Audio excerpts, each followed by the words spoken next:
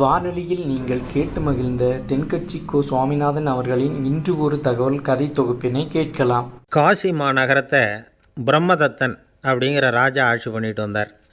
அவர் ஒவ்வொரு வருஷமும் ஒரு திருவிழா நடத்துறது வழக்கம். எல்லா தேசத்திலிருந்தும் எல்லா வகையான ஜனங்களும் அதில் வந்து கலந்துக்குவாங்க. ஒரு சமயம் அது மாதிரி விழா நடந்துக்கிட்டு இருந்தது. வைகுண்டத்திலேருந்து தேவலோகத்திலேருந்து நிறைய தேவகுமாரர்கள்லாம் காசி நகருக்கு அப்போது வந்திருந்தாங்க. அதில் முக்கியமாக ஒரு 4 தேவகுமாரர்கள், அந்த 4 பேரையும் சுற்றி ஏகப்பட்ட கூட்டம்.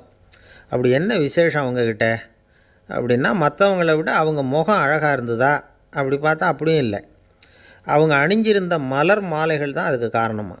அந்த மலர்கள்லேருந்து அப்படி ஒரு அபூர்வமான நறுமணம். இதுக்கு முன்னாடி இப்படி ஒரு நறுமணத்தை அந்த ஊர் ஜனங்க அனுபவித்ததே இல்லை. அதுதான் அந்த 4 பேரையும் சுற்றி கூட்டம். எல்லோரும் கேள்வி கேட்க ஆரம்பித்தாங்க.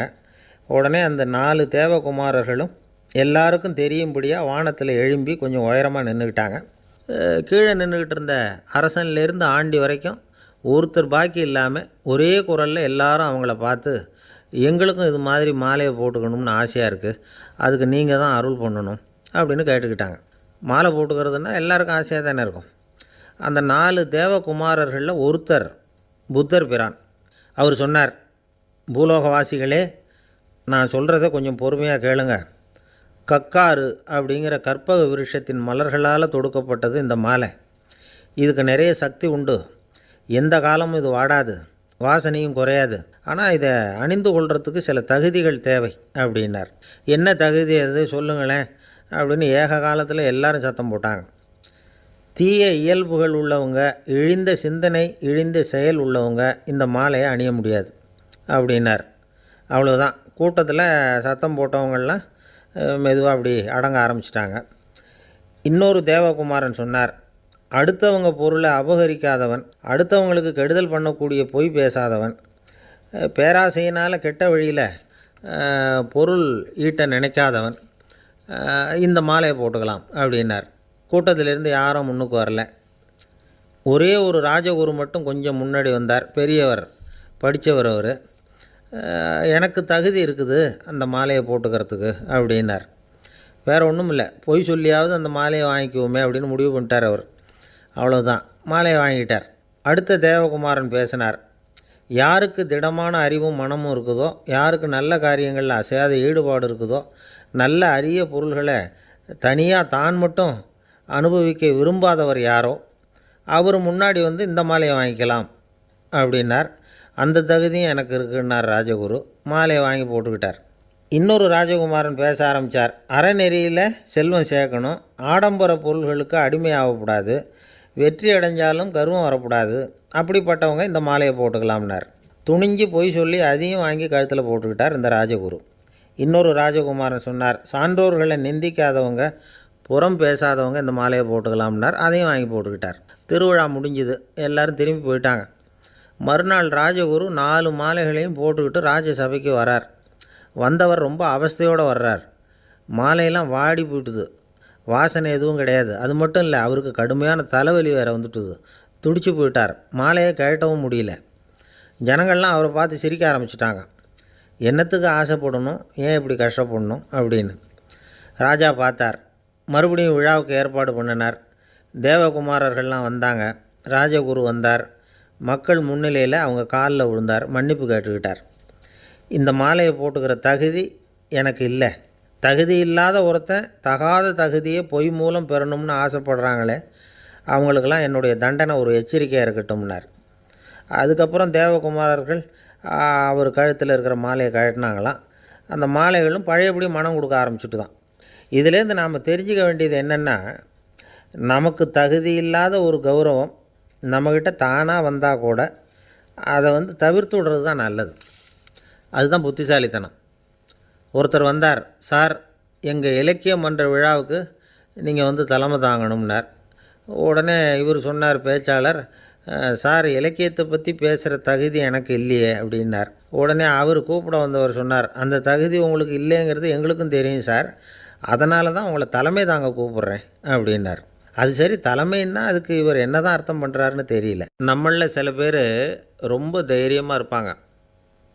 நாம் கூட சொல்கிறது உண்டு, அந்த ஆளுக்கிட்ட வர்றதுக்கு யமன் கூட பயப்படுவான் அப்படின்னு சொல்கிறது உண்டு. தைரியசாலிகளை நெருங்கிறதுக்கு யமன் பயப்படுவான் அப்படின்னு சொல்கிறது உண்மை தான், அது பொய் இல்லை. மன வலிமை இருக்குது பாருங்கள், அது மனுஷனை காப்பாற்றும். இது மருத்துவ ரீதியான உண்மை. உடல் கோளாறுகள் மன ஆரோக்கியத்தை பாதிக்கும். மன எழுச்சி, மன போராட்டம் இதெல்லாம் உடல் இயக்கத்தில் மாறுதலை உண்டாக்குது. சில வகையான நோய்களுக்கும் மனசுக்கும் இருக்கிற சம்பந்தம் என்னங்கிறத பற்றியெல்லாம் இப்போ ஆராய்ச்சி பண்ணுறாங்க. ஆஸ்மா, மூட்டு வலி, பெருங்குடல் அழற்சி, உயர் இரத்த அழுத்தம், சோரியாசிஸுங்கிற தோல் வியாதி, வயிற்று புண்ணு, இந்த தைராய்டு நச்சுத்தன்மை, இது மாதிரி நோய்களை உண்டாக்குறதுல மனசோட பங்கு என்னங்கிறத பற்றியெல்லாம் ஆய்வு பண்ணி பார்த்துருக்குறாங்க. எதுக்கு எடுத்தாலும் சோர்ந்து போகிறது, தோண்டு போகிறது, இப்படிப்பட்ட மனவாகு, அதோட யாரும் நமக்கு உதவ முடியாது அப்படிங்கிற மனோபாவம், கைவிடப்பட்ட மனநிலைமை, இதெல்லாம் நோயோட தீவிரத்தை ரொம்ப அதிகரிக்க செய்யுதான். இவங்கெல்லாம் அந்த கைகால் வலிக்குது, உடம்பு அசதியாக இருக்குது, தூக்கம் வரல, முதுகு வலிக்குது, உடம்பில் உணர்ச்சி குறையுது, கை கால் விரல்லாம் மரத்து போகுது, இப்படி ஏதாவது சொல்லிக்கிட்டு டாக்டர்களை தேடி வந்துக்கிட்டு இருப்பாங்க. நெஞ்சு வலி யாருக்கு வருது தெரியுமா? பதற்றம், போட்டி மனப்பான்மை, அளவுக்கு அதிகமான வேகம், துடிப்பு, பேராசை, இதுலேயும் கட்டுப்பாடு, நேரம் தவறாமை, அப்புறம் இதெல்லாம் உள்ள மனவாக உள்ளவங்க இருக்கிறாங்கள்ல, அவங்க பெரும்பாலும் நெஞ்சு வலிக்கு ஆளாயிடுறாங்களாம். ஃப்ரீட்மேன் அப்படிங்கிறவர் நிறைய ஆராய்ச்சியெல்லாம் பண்ணி பார்த்துட்டு இதை உறுதிப்படுத்தியிருக்கிறார். அவர் பண்ணின ஆராய்ச்சியில் என்னெல்லாம் தெரிய வந்தது தெரியுமா? பொறுப்பு அதிகம் உள்ளவங்களுக்கு கண்டிப்பாக இரத்த அழுத்தம் வரும், அதிகமாக இருக்குமா. அதே மாதிரி கண்டிப்பாக இருக்கிறாங்கல்ல, அவங்களுக்கும் இரத்த அழுத்தம் அதிகரிக்குமா.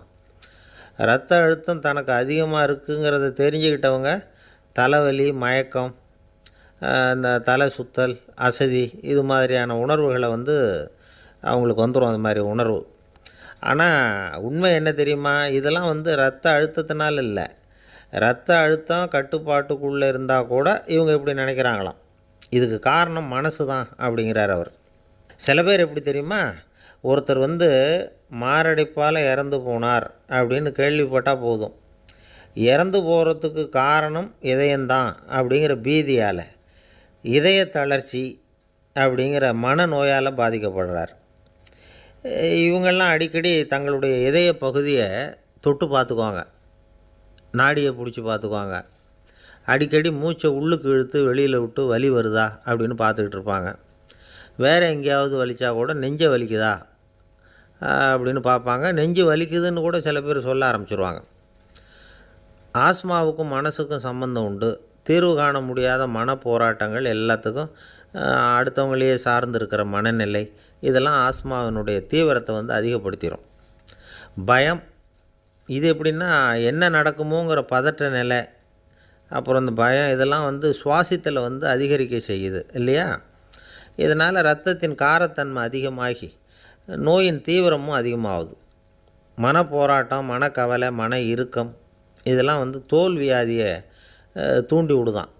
இது மாதிரி இன்னும் எவ்வளவோ இருக்குது. அதனால் இன்றைக்கி நமக்கு தேவை என்னென்னா மன வலிமை, மலர்ந்த முகம், இது ரெண்டு இருந்துட்டுதுன்னா பலவிதமான நோய்கள் நம்மக்கிட்ட நெருங்கி வராது. டாக்டர், என்ன நெருங்காமல் இருக்கிறதுக்கு நான் ஒரு காரியம் பண்ணுறேன் அப்படின்னார் ஒருத்தர். அவர் என்ன அர்த்தத்தில் சொன்னார்னா, டாக்டர் அவரை நெருங்காமல் இருக்கிறதுக்கு அவர் ஒரு காரியம் பண்ணுறாராம். நண்பர்கிட்ட சொன்னார். நண்பர் கேட்டார், அது என்ன காரியம் பண்ணுற அப்படின்னு கேட்டார். தினம் ஒரு ஆப்பிள் பழம் சாப்பிட்றேன்னார் அவர்.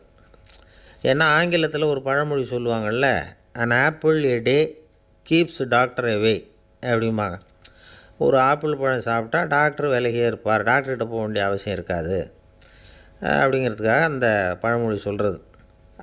என்ன, நான் யாருமே நெருங்காமல் இருக்கிறதுக்கு நான் ஒரு காரியம் பண்ணுறேன்னார் இன்னொருத்தர். டாக்டர் நெருங்காமல் இருக்கிறதுக்கு ஆப்பிள் பழம் சாப்பிட்றேன்னார் அவர். என்னை யாருமே நெருங்காமல் இருக்கிறதுக்கு நான் ஒரு காரியம் பண்ணுறேன்னார் இன்னொருத்தர். அது என்னன்னு கேட்டோம். தினம் ஒரு பூண்டு சாப்பிட்றேன்னார். ஏ கார்லிக் எ டே கீப்ஸ் எவ்ரிபடி அவே அப்படின்னு அதுக்கு ஒரு புது விளக்கமும் கொடுத்தார். நம்பிக்கை இல்லைன்னா இந்த உலகத்தில் நாம் நடமாடவே முடியாது. அவநம்பிக்கையோடு இருந்துக்கிட்டு இருந்தால் என்றைக்கும் அவஸ்தை தான். நாம் நம்புறது நடக்குதோ இல்லையோ அது வேறு விஷயம். ஆனால் எதையும் நம்பி தான் நாம் அடி வைக்க வேண்டியிருக்கு. வேறு ஒன்றும் வேணாம், ஒரு லாட்ரி சீட்டு வாங்குகிறோம். அது எங்கே நமக்கு விழப்போகுது அப்படிங்கிற நம்பிக்கையோடவா வாங்குகிறோம்? பரிசு நமக்கு தான் அப்படிங்கிற நம்பிக்கை உள்ளூர இருக்கிறதுனால தான் அதை வாங்குகிறோம். இருந்தாலும் முடிவு வேறு மாதிரி ஆகிடுது. அதுக்காக மனசு சோர்ந்து போகிறதில்ல. அடுத்த மாதமும் சீட்டு வாங்குகிறோம். இந்த நம்பிக்கை தான் மனித வாழ்க்கைக்கு ஆதாரம். ஒரு கடையில் போய் டீ சாப்பிட்றீங்க. அந்த டீ நல்ல டீ தானா, அதில் விஷம் கலந்துருக்குமா அப்படிங்கிற சந்தேகம் வந்துட்டுதுன்னு வச்சுங்க. அதுக்கப்புறம் அதை எப்படி நீங்கள் சாப்பிட முடியும்? நம்பி தான் சாப்பிட்ணும். ரயில் ஒழுங்காக போய் சேருங்கிற நம்பிக்கை இருக்கிறதுனால தான் அதில் ஏறி உட்காடுறோம். லெட்டர் ஒழுங்காக போய் சேருங்கிற நம்பிக்கை இருக்கிறதுனால தான் பெட்டியில் போடுறோம். சரி, நம்ம கதையெல்லாம் நம்மளோட இருக்கட்டும். மனித நம்பிக்கை எந்த அளவுக்கு உறுதியாகவும் அறிவுபூர்வமாகவும் இருக்கணுங்கிறதுக்கு அலெக்சாண்டர் வாழ்க்கையில் நடந்த ஒரு சம்பவத்தை உதாரணமாக சொல்லலாம். இந்த உலகத்தையே ஜெயிக்கணும்னு புறப்பட்டார் அலெக்சாண்டர்.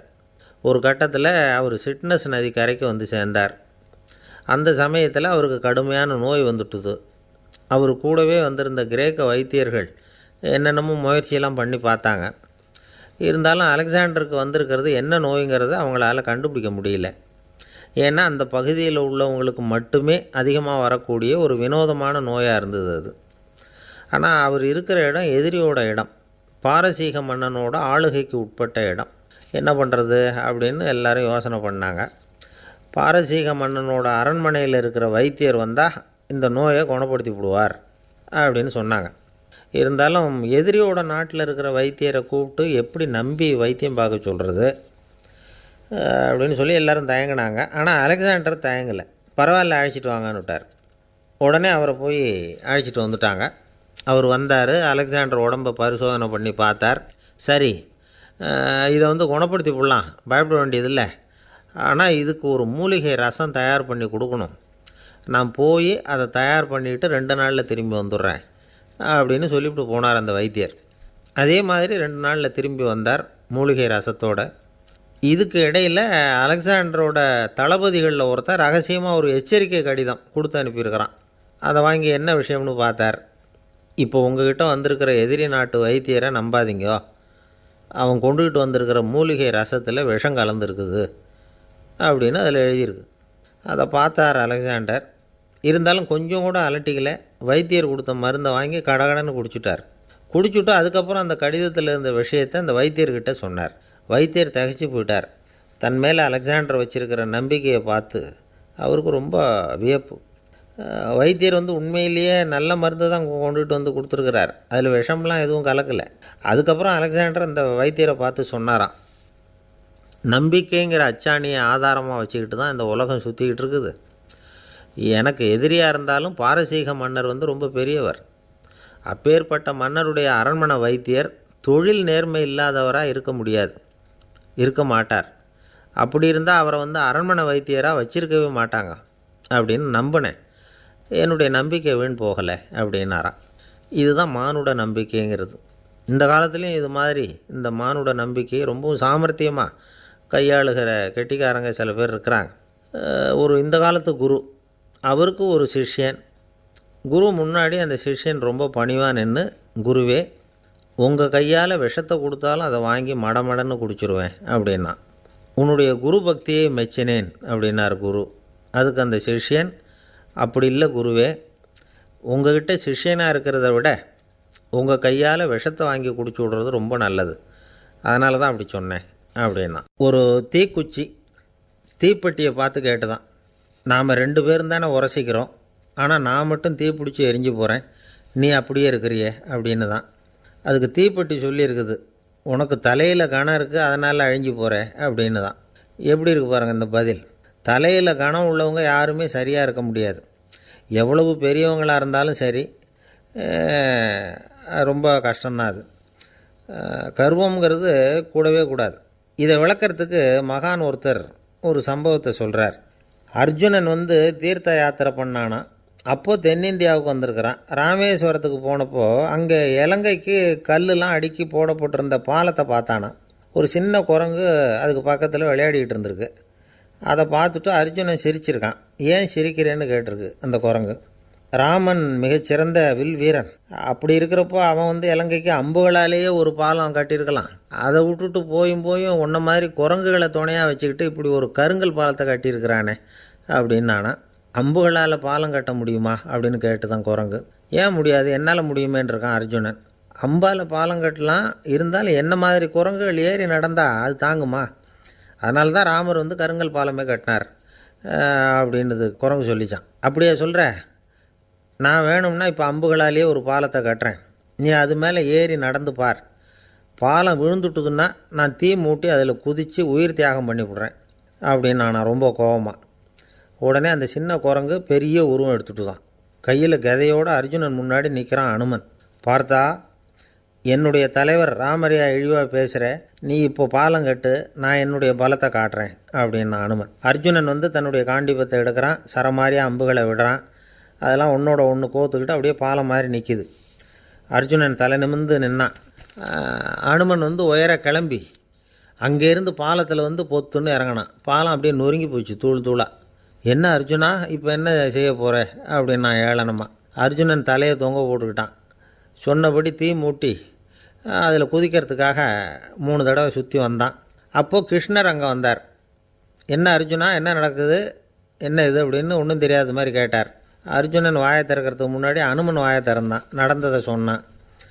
அர்ஜுனன் சவால் விட்டபடி உயிர் திறந்தே ஆகணும்னா அனுமன். கிருஷ்ணர் யோசனை பண்ணார். நல்லது, இந்த சவால் விட்டதுக்கும் நடந்ததுக்கும் யார் சாட்சி?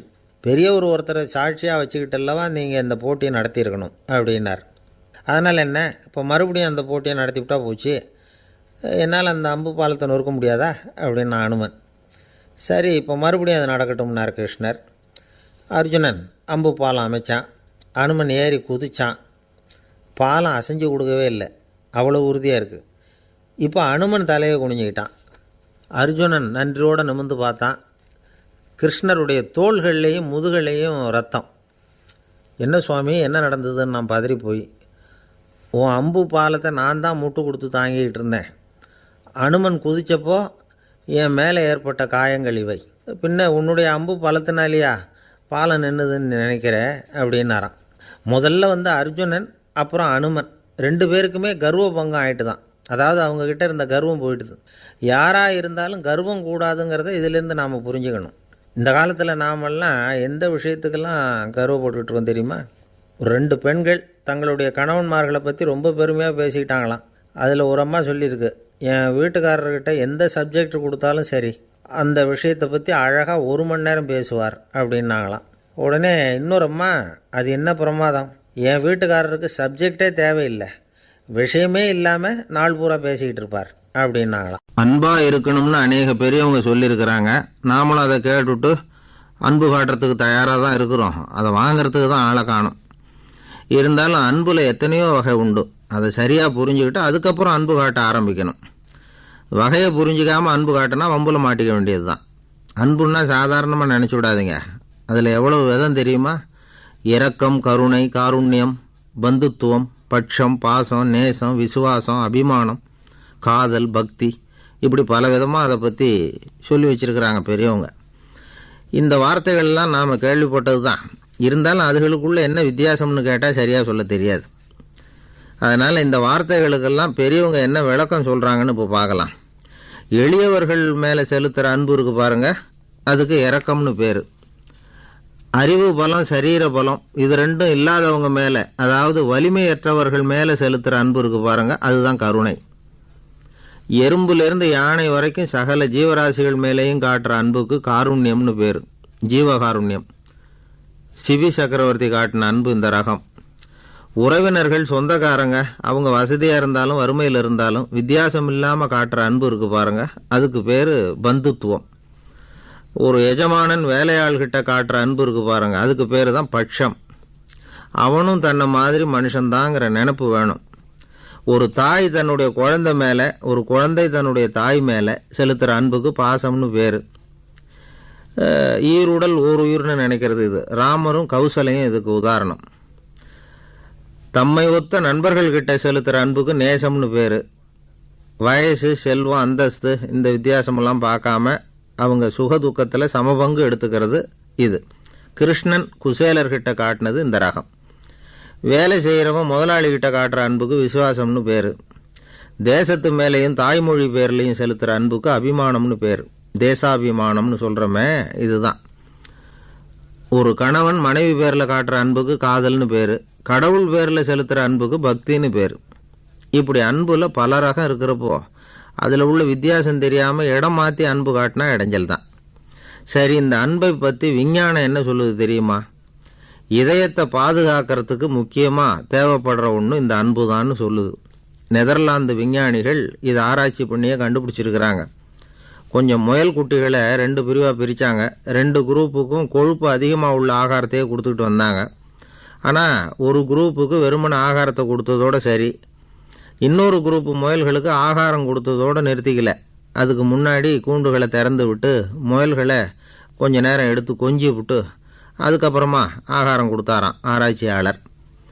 இந்த குரூப்புக்கு இதய பாதிப்பு 60% குறைச்சலாக இருந்துதான். சில நோயாளிகளுக்கு ஹார்ட் அட்டாக் வந்தாலும் அதை தாங்கிக்கிட்டு குணமாகிற சக்தி அதிகமாக இருக்குது. இது எப்படின்னு ஆராய்ச்சி பண்ணி பார்த்துருக்குறாங்க. அவங்கெல்லாம் மனைவி தன் பேரில் ரொம்ப அன்பாக இருக்கிறதாக நினைக்கிறவங்களாம் இருக்கிறாங்களாம். இதய நோயாளிகள் பல பேரை சந்தித்து இதய நோய் ஏற்பட என்ன காரணம்னு கேட்டிருக்கிறாங்க.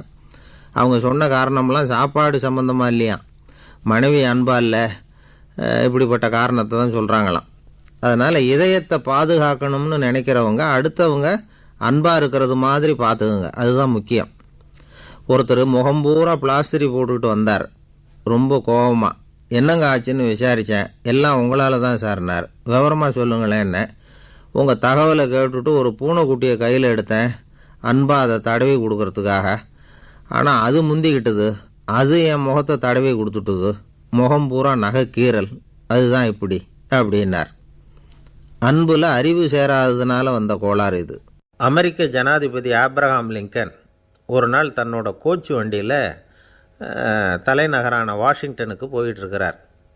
கோச்சு வண்டி ஒரு சாலையில் போயிட்டுருக்கு. அந்த சாலைக்கு ஒரு பக்கத்தில் பயங்கரமான சதுப்பு நிலம். சதுப்பு நிலம்னா அது புதைகுழி, புதை மணல்ங்கிறோம்ல, அது மாதிரி. அந்த சதுப்பு நிலத்தில் யாராவது மாட்டிக்கிட்டால் அவ்வளோதான், ஆளை கொஞ்சம் கொஞ்சமாக உள்ளே அமுக்கிவிடும், தப்பிச்சு கரையிறது கஷ்டம். அப்படிப்பட்ட நிலம் அது. ஆப்ரஹாம் லிங்கன் ஏதோ ஒரு முக்கியமான அரசாங்க வேலையாக போயிட்டு திரும்பி வந்துக்கிட்டு இருக்கிறார். அதனால் அந்த சமயத்தில் அவர் விலை உசந்த ஆடைகளை அணிஞ்சிருக்கிறார். அப்படி அவர் அந்த கோச்சு வண்டியில் வந்துக்கிட்டு இருக்கிறாரு. அந்த சமயத்தில் ஒரு காட்சி அவர் கண்ணில் போட்டுவிட்டுது. என்ன தெரியுமா? ரோட்டுக்கு பக்கத்தில் இருந்த சதுப்பு நிலத்தில் ஒரு இளம் பன்றிக்குட்டி சிக்கிக்கிட்டு தவிச்சிக்கிட்டு இருக்குது, பரிதாபமாக கத்திக்கிட்டு இருக்குது. அதை பார்த்தார் லிங்கன். அவருக்கு என்ன மாதிரி ஆயிட்டுது. உடனே வண்டியை நிறுத்த சொன்னார். கீழே இறங்கினார். தன்னோட விலை உசந்த ஆடைகளை பற்றி லட்சியம் பண்ணவே இல்லை. தனக்கே ஆபத்து வரலாம்ங்கிறத பற்றியும் கவலைப்படலை. தான் ஒரு குடியரசுத் தலைவருங்கிறத பற்றியும் அவர் நினச்சி பார்க்கல. நேராக அந்த சதுப்பு நிலம் பக்கமாக போனார். அந்த சேத்துல இறங்கி பன்றிக்குட்டியை காப்பாற்றி கரைக்கு கொண்டுட்டு வந்து சேர்த்துட்டார். அதுக்கப்புறம் நிம்மதியாக கோச்சு வண்டியில் ஏறி வெள்ளை மாளிகைக்கு வந்து சேர்ந்தார். ட்ரெஸ்ஸு உடம்பு பூரா சேறு சகதி. பார்க்குறவங்களுக்கெல்லாம் ஆச்சரியமாக போச்சு. அவங்களுக்கு ஒன்றும் புரியல. இவர் நேராக ட்ரெஸ்ஸு மாற்றிக்கிறதுக்காக போனார். கோச்சு வண்டி ஓட்டிகிட்டு வந்தவங்கிட்ட போய் எல்லோரும் கேட்டாங்க என்ன ஆச்சு அப்படின்னு. அவர் வர்ற வழியில் நடந்த விவரத்தை சொன்னார். ஆப்ரஹாம் லிங்கனுடைய இந்த இறக்க குணத்தை எல்லாரும் பாராட்டினாங்களாம், புகழ்ந்தாங்களாம். ஆனால் இதுக்கு லிங்கன் என்ன பதில் சொன்னார் தெரியுமா? தயவு பண்ணி இந்த புகழ்ச்சியான பேச்சையெல்லாம் ஒதுக்குங்க, அதெல்லாம் வேணாம். அந்த சின்ன பிராணி சகதியில் மாட்டிக்கிட்டு துடிச்சிக்கிட்டு இருந்தது, அதை பார்த்தேன். உடனே என்னுடைய இதயத்தில் ஒரு முள் தைச்சது மாதிரி ஒரு உணர்வு. அந்த முள்ளை பிடுங்கி எறிஞ்சேன், அவ்வளவுதான். உண்மையில் அந்த பிராணிக்கு நான் உதவினேங்கிறத விட எனக்கு ஏற்பட்ட இன்னலை போக்கிக்கிட்டேன் அப்படிங்கிறது தான் உண்மை.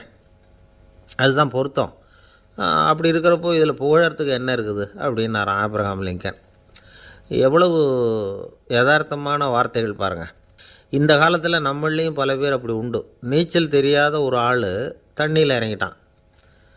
தண்ணி ஆழம்ங்கிறது அப்புறமா தான் தெரிஞ்சுது. தத்தளிக்க ஆரம்பிச்சுட்டான். வாழ்னு கத்துறான்.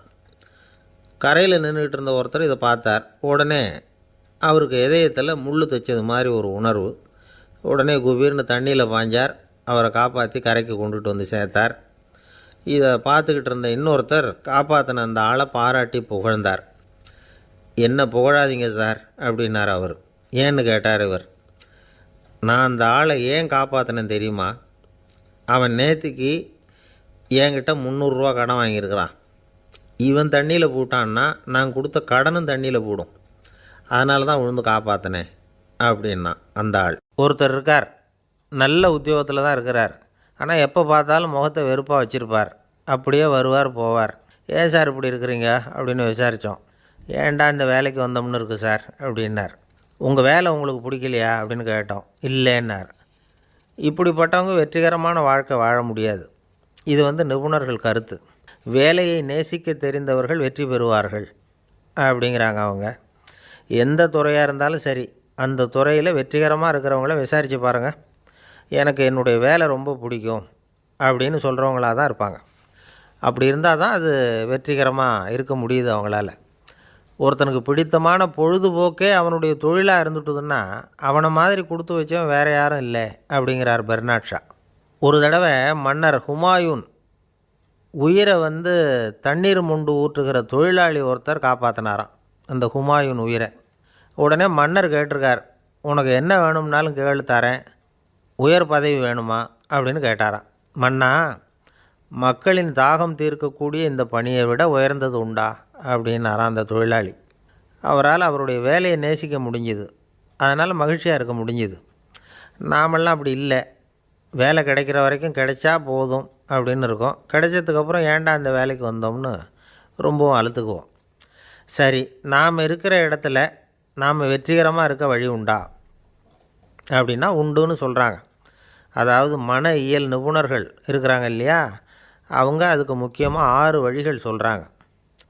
நீங்கள் ஒரு அலுவலகத்தில் வேலை பார்க்குறவரா அப்படின்னா இதை கேளுங்க. அதாவது உங்கள் மேலதிகாரி எதிர்பார்ப்புக்கு தகுந்த மாதிரி உங்கள் வேலை இருக்குதா? அப்படி இல்லைன்னா முதல்ல உங்கள் வேலையின் தரம் உயரணும். உங்களுக்கு மேலே கீழே வேலை பார்க்குற பணியாளர்கள்கிட்ட நல்ல விதமாக பழகிறீங்களா? அந்த உறவு முறையில் ஏதாவது குறை இருந்தால் அதை கண்டுபிடிச்சி சரி பண்ணுங்கள். நம்பிக்கைக்கு உரியவர் அப்படின்னு நீங்கள் பேர் எடுக்கணும். நீங்கள் எடுக்கிற முடிவு நல்ல முடிவாக தான் இருக்கும் அப்படின்னு அடுத்தவங்க சொல்லணும். உங்கள் தோற்றத்துக்கு முக்கியத்துவம் கொடுங்க. இது மனம் உடல் ரெண்டும் சம்மந்தப்பட்டது. அதனால் மனசையும் ஆரோக்கியமாக வச்சுருக்கணும், உடம்பையும் ஆரோக்கியமாக வச்சுருக்கணும். உங்களுடைய நிர்வாகம் செயல்படுற விதத்தை நல்லா புரிஞ்சு வச்சுக்கணும். உங்களுடைய நிர்வாகம் இப்போ ஒரு காரியம் செய்யுதுன்னு வச்சுங்க, ஏன் அப்படி செய்யுது, எதுக்காக அப்படி செய்யுது, அதனுடைய குறிக்கோள் என்ன, அது நீடிக்கிறதுக்கு காரணம் என்ன, இதையெல்லாம் தெரிஞ்சுக்கணும். சிரிப்புக்கு வஞ்சகம் பண்ணக்கூடாது. நல்லா சிரிக்கணும், அப்போ தான் அது திரும்ப கிடைக்கும். கடந்த கால தோல்வியை பற்றி கவலைப்படக்கூடாது. முதலாளி விருப்பம் தெரிஞ்சு நடந்துக்கிறது நல்லது தான். அதுக்காக காக்கா பிடிக்கணுங்கிற அவசியம் இல்லை. உங்களுக்கு ஒரு பொறுப்பான வேலை கிடைக்குது, உடனே சத்தம் குழப்பம் அப்படின்னு சூழ்நிலையை இறுக்கமாக ஆக்கிடக்கூடாது. எந்த சூழலையும் இயல்பாக கையாளக்கூடியவர் அப்படிங்கிறத காட்டணும். இதெல்லாம் உங்கள் துறையில் நீங்கள் வெற்றி பெற நிபுணர்கள் சொல்கிற யோசனைகள். இவ்வளவு விவரமும் சொல்லிவிட்டு ஒருத்தரை பார்த்து கேட்டோம், இப்போ சொல்லுங்கள், நீங்கள் செய்கிற வேலை உங்களுக்கு பிடிச்சிருக்குதா அப்படின்னோம். ரொம்ப ரொம்ப பிடிச்சிருக்குது அப்படின்னார். சரி, என்ன செஞ்சிகிட்ருக்குறீங்க அப்படின்னு கேட்டோம். சும்மா தான் இருக்கிறேன் அப்படின்னார் அவர். இந்த உலகத்தில் எல்லாருக்கும் மகிழ்ச்சி தரக்கூடிய ஒரு பொருள் எது? இது ஒரு முக்கியமான கேள்வி. இந்த கேள்விக்கு பொருத்தமான ஒரு பதிலை உங்களால் சொல்ல முடியுமா? அதாவது கொஞ்சம் யோசித்து பார்த்தா பணம்னு சொல்லலாமா? இப்போ கையில் காசு இல்லாதவங்ககிட்ட ஒரு 10 ரூபாயை கொடுத்தா அது அவனுக்கு சந்தோஷத்தை கொடுக்கும். ஏற்கனவே வருமான வரி பிரச்சனையில் சிக்கி இருக்கிறவர்கிட்ட இன்னும் கொஞ்சம் பணம் இந்தாங்கன்னு சொல்லி கொடுத்தோம்னா அது அவருக்கு சங்கடத்தை தான் கொடுக்கும். அதனால் அந்த கேள்விக்கு பணங்கிறது பொருத்தமான பதிலாக இருக்க முடியாது. கேள்வி என்னென்னா, இந்த உலகத்தில் எல்லாருக்கும் மகிழ்ச்சி தரக்கூடிய ஒரு பொருள் எது? சரி, இனிப்புன்னு சொல்லலாமா? ஏன்னா எல்லாருக்கும் இனிக்க தானே செய்யும். அதுலேயும் ஒரு சிக்கல் இருக்குது. சர்க்கரை வியாதிக்காரங்களுக்கு அது என்ன சந்தோஷத்தையாக கொடுக்கும்? ஆக எல்லாருக்கும் வேறுபாடு எதுவும் இல்லாமல் மகிழ்ச்சியை கொடுக்கக்கூடியது வேறு ஏதோ ஒன்று இருக்குது.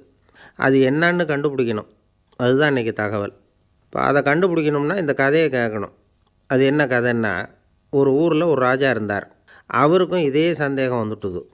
அதாவது எல்லாருக்கும் இன்பம் தரக்கூடிய பொருள் எது அப்படின்னு. இதுக்கு பதில் தெரிஞ்சுக்கிறதுக்கு ஆசைப்பட்டார். சரி, அதுக்கு என்ன செய்யலாம்னு யோசனை பண்ணார். நாட்டு மக்களுக்கு பகிரங்கமாக ஒரு அறிவிப்பு கொடுத்தார். நம்ம நாட்டு மக்கள் இன்பம் தரக்கூடிய பொருள் எதுன்னு நினைக்கிறாங்களோ அதை கொண்டுக்கிட்டு அரண்மனையில் உள்ள கண்காட்சி மண்டபத்தில் வைக்கலாம். அப்படி அவங்க வைக்கிற பொருள்களில் எது எல்லாருக்கும் இன்பம் தரக்கூடியதாக இருக்குமோ அதை வச்சவருக்கு 1000 பொற்காசுகள் பரிசு அப்படின்னு அறிவிப்பு கொடுத்துட்டார். ஜனங்கள் இந்த அறிவிப்பை கேட்டாங்க. அதுக்கப்புறம் சும்மா இருப்பாங்களா? 1000 பொற்காசுன்னா சும்மாவா? அவங்க கையில் என்னென்ன கிடைச்சதோ அதையெல்லாம் கொண்டாந்து அரண்மனை காட்சி மண்டபத்தில் வச்சுட்டாங்க. அதுக்கப்புறமா ராஜா அங்கே வந்தார். ஒவ்வொன்றா பார்த்துக்கிட்டே வந்தார். முதல்ல ஒரு குயில் இருந்தது, இனிமையாக பாடக்கூடிய குயில். இந்த குயிலோட இன்னிசை எல்லாருக்கும் இன்பம் தரக்கூடியது தான். இருந்தாலும் காது கேட்காதவங்களுக்கு இந்த இசை எப்படி இன்பம் தர முடியும்? அதனால் இது சரியில்லைன்னு விட்டார். அடுத்தபடியாக போனார். அங்கே என்ன வச்சுருக்குறாங்கன்னு பார்த்தா ஒரு அழகான மயில் அங்கே தோகை விரித்து ஆடிக்கிட்டு இருக்குது. இந்த மயிலோட ஆட்டம் வந்து மனசுக்கு இன்பம் தரக்கூடியது தான். இருந்தாலும் பார்வை இல்லாதவங்க இந்த ஆட்டத்தை பார்த்து ரசிக்க முடியுமா? முடியாது. அதனால் இதுவும் சரியில்லை அப்படின்னு சொல்லிவிட்டார். அதுக்கு அடுத்தபடியாக போனார். பல வகையான இனிப்பு பண்டங்களை வச்சுருந்தாங்க. பார்த்தார், வயசானவங்களுக்கும் நோயாளிகளுக்கும் இது வந்து இன்பம் தராது, துன்பம்தான் கொடுக்கும் அப்படின்னார். இப்படி ஒவ்வொன்றா பார்த்துக்கிட்டே போகிறார். அழகான மலர்கள், கனிகள், ஓவியங்கள் எதுவுமே பொருத்தமாக தெரியல. சகல பேருக்கும் இன்பம் தரக்கூடிய வகையில் எதுவும் இல்லை. கடைசியாக வந்தார். அங்கே ஒரு களிமண் பொம்மை இருந்தது. அது என்ன பொம்மை தெரியுமா? பசியால் வாடி இருக்கிற ஒருத்தருக்கு ஒரு அம்மா இனிமையாக பேசிக்கிட்டு சோறு போடுறது மாதிரி அந்த பொம்மையை செஞ்சுருந்தாங்க. அதுக்கு கீழே அன்பு அப்படின்னு எழுதியிருந்து தான். ராஜா பளிச்சுன்னு ஒரு முடிவுக்கு வந்தார். அந்த பொம்மையை செஞ்ச சிற்பியை வரவழைச்சார், பரிசு கொடுத்தார். அன்பு ஒன்று தான் எல்லாருக்கும் இன்பம் அளிக்கக்கூடிய பொருள். காது கேட்காதவங்களும் அதை கேட்க முடியும், பார்வை இல்லாதவங்களும் அதை பார்க்க முடியும், குழந்தைகளும் அதை உணர முடியும் அப்படின்னு அதுக்கு விளக்கம் கொடுத்தார் அந்த மன்னர். இந்த உலகத்தில் எல்லாருக்கும் மகிழ்ச்சி தரக்கூடிய ஒரு பொருள் அன்பு தான். அதை புரிஞ்சுக்கிட்டு தான் சில கணவன்மார்கள் மனைவி பேரில் ரொம்ப அன்பை காட்டிக்கிறது வழக்கம். ஒரு வீட்டு வாசப்படி பக்கமாக மழைக்கு வந்து ஒதுங்கினார் ஒருத்தர். மழை தூரிக்கிட்டு இருந்தது, இருட்டு நேரம். அந்த வீட்டில் இருந்தவர், இன்றைக்கி ராத்திரி வேணும்னா இங்கேயே தங்கிட்டு காலையில் போங்க அப்படின்னார். உடனே இவர் சொன்னார், ரொம்ப நன்றிங்க, ஒரு 10 நிமிஷத்தில் இதை வந்துவிடுறேன் அப்படின்னு சொல்லிவிட்டு எங்கேயோ ஓடினார். 10 நிமிஷம் கழித்து திரும்பி வந்தார். ஆமாம், எங்கே போயிட்டு வந்தீங்கன்னு கேட்டார் வீட்டில் இருந்தவர். நேராக எங்கள் வீட்டுக்கு போய் மனைவிக்கிட்ட இன்றைக்கி ராத்திரி இங்கேயே தங்கிக்கிறேன்னு சொல்லிவிட்டு வந்துவிட்டேன் அப்படின்னார் அவர். அன்பில் இது ஒரு ரகம். ஒரு நாள் ஒரு தகப்பனார் தன்னுடைய பிள்ளையை அழைச்சிட்டு வந்தார். சார், இவன் சரியாக படிக்க மாட்டேங்கிறான், பெரியவங்களை மதிக்க மாட்டேங்கிறான், நீங்கள் கொஞ்ச நாள் இவனுக்கு குருவாக இருந்து நல்ல விஷயங்களை சொல்லி கொடுத்தா தேவையில்லைன்னார். பெரியவங்களையும் மதிக்காதவன் எப்படி என்ன மதிக்க போகிறான் அப்படிங்கிறது நமக்கு யோசனை வரும் இல்லையா? வேணாங்க, என்னை விட்டுருங்க அப்படின்னோம். அவர் விட மாட்டேன்னு விட்டார். இல்லைன்னா அவரே சிஷ்யன் ஆகிடுவார் போல் இருந்தது. சரி, வேறு வழி இல்லாமல் அந்த பையனையே என்னுடைய சீடை நான் ஏற்றுக்கிட்டு உபதேசமெல்லாம் பண்ண ஆரம்பித்தோம். அதாவது குரு பக்தின்னா அது எப்படி இருக்கணுங்கிறத பற்றி சொல்லி கொடுத்தோம் அவனுக்கு. சதமகர் அப்படின்னு ஒரு குரு இருந்தார். அவருக்கு ஒரு சீடர். அவன் பேர் துளசி சைதன்யன், நைஷ்டிக பிரம்மச்சாரி. தன்னுடைய குருவுக்கு எந்த நேரத்தில் எது தேவைங்கிறத புரிஞ்சுக்கிட்டு சேவை செய்கிறவன். ஆனால் இவனை பற்றி மற்ற சீடர்களுக்கு பொறாமை வந்துட்டுது. இவன் மட்டும் இப்படி இருக்கானேன்னு உடனே குருக்கிட்ட போய் கோல் மூட்டினாங்க. அவன் சரியில்லை, அவன் நடந்துக்கிறது சரியில்லை, அப்படி இப்படின்னு எதையாவது சொல்லி. இருந்தாலும் இதையெல்லாம் அந்த குரு நம்பலை. அவருக்கு தெரியும் யார் யார் எப்படின்னு. துளசி சைதன்யன் பெருமையை மற்ற சீடர்களுக்கு உணர்த்தணும் அப்படின்னு நினச்சார். அதுக்கு ஒரு வழி பண்ணார். ஒரு நாள் சீடர்களை எல்லாம் கூப்பிட்டுக்கிட்டு ஒரு காட்டு வழியாக போய்கிட்டு இருந்தார். அங்கே ஒரு பெரிய மலை அருவி கொட்டிக்கிட்டு இருந்தது. குரு சீடர்கள் பக்கம் திரும்பினார். இந்த மலையின் மேலே இருந்து அந்த படுபாதாளத்தில் குதிக்கிறதுக்கு உங்களில் யார் தயார் அப்படின்னு கேட்டார். ஒரு சீடனும் ஆய திறக்கலை, ஒதுங்கி நின்றுக்கிட்டாங்க. பின்னாடி மூட்டை முடிச்சோடு வந்துக்கிட்டு இருந்தான் துளசி சைதன்யன். அவனை பார்த்தார். தபாரப்பா, நீ மேலே இருந்து அந்த அருவியில் குதி அப்படின்னார். அப்படியே செய்கிறேன் சுவாமின்னா ஓடி போய் பொத்துன்னு குதிச்சுட்டான். அடுத்த கணமே குருநாதர் தன்னுடைய யோக சக்தியால் பறந்து போய் அவன் கீழே விழுந்துடாமல் தாங்கி பிடிச்சி கொண்டுக்கிட்டு வந்துட்டார். மற்ற சீடர்களுக்கெல்லாம் ஒரு மாதிரி ஆயிட்டுது. அடுத்தபடியாக என்ன பண்ணலாம்னு யோசித்தாங்க இவனை மாட்டி விடுறதுக்கு. ஒரு நாள் வெத்தலை அடிக்கிற ஒரு சின்ன உரலையும் உலக்கையையும் எடுத்து ஒளிய வச்சுட்டாங்க. சதமகர் சன்னியாசி இல்லை, அவர் வெத்தலை போடுவார். பல்லு சரியில்லை, அதனால் இடித்து தான் வெத்தலையை போடணும். திடீர்னு வெத்தலை பாக்கு கேட்டார். வழக்கமாக உரலில் இடித்து தர்றது தான் துளசியின் பழக்கம். உரலை தேடினா கிடைக்கல, என்ன பண்ணுறது? குரு கேட்டுவிட்டாரே, குரு சேவை தானே முக்கியம். இவன் என்ன பண்ணால் வெத்தலை பாக்க தன்னுடைய வாயில் போட்டு முன்னு அதை எடுத்து அவர்கிட்ட கொடுத்துட்டான். குரு எதையோ படிச்சுக்கிட்டே அதை வாங்கி வாயில் போட்டுக்கிட்டார். துளசி இன்றைக்கி தாம்பூலம் வந்து நல்லா இடிக்கப்பட்டிருக்கு, ருசியாக வேறு இருக்குது, அதை இடித்த பாத்திரத்தை என் கண்ணால் பார்க்கணும்னு ஆசையாக இருக்குன்னு விட்டார். அதை மட்டும் அனுப்பி போய் நீ வர வேண்டான்னு வேற சொல்லிவிட்டார். இதை கேட்டதும் துளசி தவிச்சு போயிட்டான். இவன் போகாமல் எப்படி வாயை மட்டும் அனுப்பி வைக்க முடியும்? இவன் தவிக்கிறத பார்த்ததும் மற்ற சீடர்களுக்கெல்லாம் மனசுக்குள்ளே ரொம்ப சந்தோஷம். துளசி கொஞ்சமும் யோசிக்கலை, வாழை எடுத்தான், தன்னுடைய தலையவே அப்படியே அறுத்து வெட்டி எடுத்தான், இன்னொரு சீடங்கிட்ட கொடுத்துட்டான், எடுத்துகிட்டு போன்னு சொல்லி கொண்டுட்டு போய் குரு முன்னாடி வைக்கிறாங்க. அந்த தலையில் வாய் திறந்துருக்கு, வெத்தலை போட்டு முன்னு இருந்தது, தெரிஞ்சு போச்சு, சிவப்பாக இருந்தது. அவனுடைய குரு பக்தியை இப்போ எல்லாரும் ஒத்துக்கிட்டாங்க. அதுக்கப்புறம் குரு சதமகர் தன்னுடைய அற்புத திறமையினால் அந்த தலையை மறுபடியும் ஒட்ட வச்சுட்டார். துளசிக்கு உயிர் வந்துட்டுது. இப்படி ஒரு பெரிய கதை உண்டு. அதாவது துளசி சைதன்யன் அவனுடைய குரு பக்தி எப்படி அப்படின்னு கேட்டோம். ரொம்ப அபாரம் அப்படின்னு அந்த பையன் அடக்கமாக சும்மா விளையாட்டுக்காக தான் அப்படி அவங்ககிட்ட கேட்டோம். ஏன்பா உன்னுடைய குரு பக்தியை என்கிட்ட காட்டுறதுக்கு உன்னோட கழுத்தை நீயே அறுக்கணும்னு நான் சொன்னால் அதை நீ செய்வியா அப்படின்னு கேட்டோம். என்னுடைய கழுத்தை வந்து நானே அறுக்க வேண்டிய அவசியம் இல்லை சார் அப்படின்னா அவன். ஏண்டான்னு அதே காரியத்தை தான் இனிமேல் நீங்கள் தினமும் செய்ய போகிறீங்களே சார் அப்படிங்கிறான். அரேபிய நாடு, அங்கே ஒரு ஆட்சி தலைவர், அரேபிய நாட்டு ஆட்சி பொறுப்பை ஏற்றுக்கிட்டவர். அவர் வந்து ஆட்சி பொறுப்பை ஏற்றுக்கிட்ட பிறகு ஒரு நாள் ஒரு தெருவில் நடந்து போய்கிட்டு இருந்தார். அவர் தோளில் ஒரு பெரிய துணி மூட்டை, அதை சுமந்துக்கிட்டு கடத்தெருவை நோக்கி அவர் போய்கிட்டு இருக்கிறார். வழியில் அவரை சந்தித்தார் உமர். அவர் கேட்டார், கலீஃபா அவர்களே எங்கே புறப்பட்டுட்டீங்க அப்படின்னு கேட்டார். கலீஃபான்னா ஆட்சித்தலைவர்னு அர்த்தம். இதுக்கு அவர் சொன்னார், நான் வந்து துணி வணிகம் செய்கிறவன், அதனால் துணி வியாபாரம் செய்கிறதுக்காக போயிட்டுருக்கிறேன்னார்.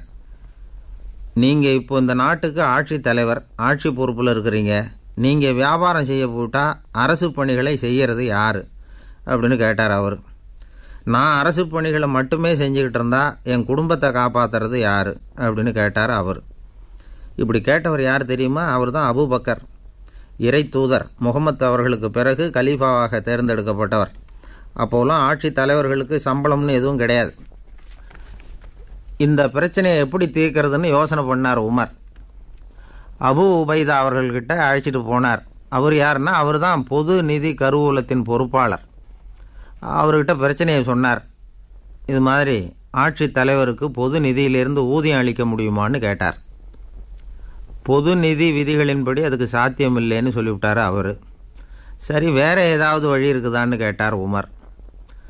அபு உபைதா கொஞ்சம் யோசனை பண்ணி பார்த்தார். அப்புறமா சொன்னார், மக்காவிலிருந்து மதீனாவுக்கு குடிபெயர்ந்து வந்த அகதிகளுக்கு நிதி உதவி அளிக்கிறதுக்கு விதிகளில் இடம் இருக்குது. அப்படி பார்த்தா அபூபக்கரும் அகதி தானே, அதனால் எல்லா அகதிகளுக்கும் கொடுக்கறது மாதிரியே அவருக்கும் ஒரு தொகை அளிக்கலாம்னார். கலீஃபா அபூபக்கருக்கு இந்த அகதி உதவித்தொகையைத்தான் கொடுத்துட்டு வந்தாங்களாம். குடும்ப செலவுக்கு அது போதுமானதாக இல்லை. இருந்தாலும் கலீஃபாங்கிறதுக்காக மற்ற அகதிகளை விட அதிகமாக தொகையை பெற அவர் விரும்பலை. மார்பு பக்கம் கிழிஞ்சிருந்த ஒரு மேலாடையை தான் அவர் அணிஞ்சிருந்தார். அவருடைய துணைவியார் அஸ்மா, அவங்க ஒரு நாள் தேன் அருந்த ஆசையாக இருக்குன்னாங்களாம். நமக்கு கிடைக்கிற ஊதியம் குடும்ப செலவுக்கே போதுமானதா இல்லையே, இந்த நிலையில் தேன் வாங்கிறதுக்கு காசுக்கு நான் எங்கே போவேன்ருக்கார் அவர். கொஞ்ச நாள் கழித்து அவங்க ஒரு தொகையை அவர்கிட்ட கொடுத்து தேன் வாங்கிட்டு வர சொன்னாங்களாம். இவருக்கு ஆச்சரியம், ஏது இந்த பணம்னு கேட்டிருக்காரு. நீங்கள் தினமும் குடும்ப செலவுக்காக கொடுத்துக்கிட்டு வந்த பணத்தில் கொஞ்சம் கொஞ்சமாக மிச்சப்படுத்தி வச்சேன்னாங்களாம். அபூபக்கர் அந்த பணத்தை எடுத்துக்கிட்டு நேராக பொது நிதி கருவூல பொறுப்பாளர்கிட்ட போனார்.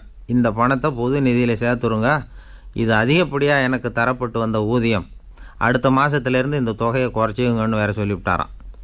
பசியை தணிக்க தேவையான அளவு உணவு, ஒரு ஜோடி உடை, இதை தவிர கூடுதலாக மக்கள் பொது நிதியிலிருந்து வாங்கிக்கிறதுக்கு என் குடும்பத்தாருக்கு உரிமை இல்லை அப்படின்னு சொல்லி கண்டிப்பாக சொல்லிவிட்டாராம்.